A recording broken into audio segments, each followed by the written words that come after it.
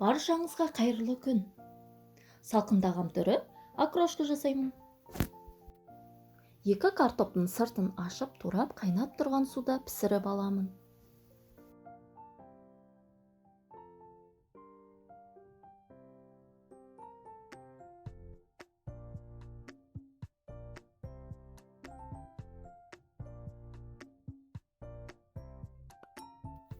Шалғам мен қиярды төрт-төрт етіп турап аламыз.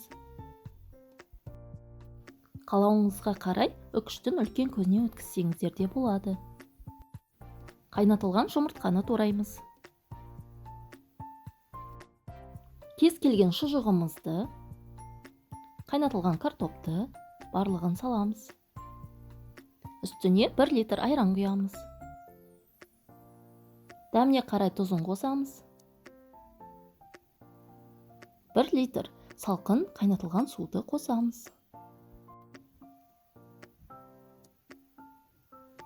Айран да суда салқын болуы керек.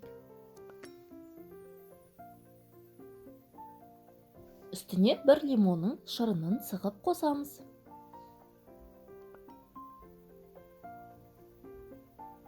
Bir литр айранға 1 литр су құйдым. Лимонның орнына лимонная кислота қоссаңыздар болады. Шұжықтың орнына кез келген қайнатылған ет қосуға болады.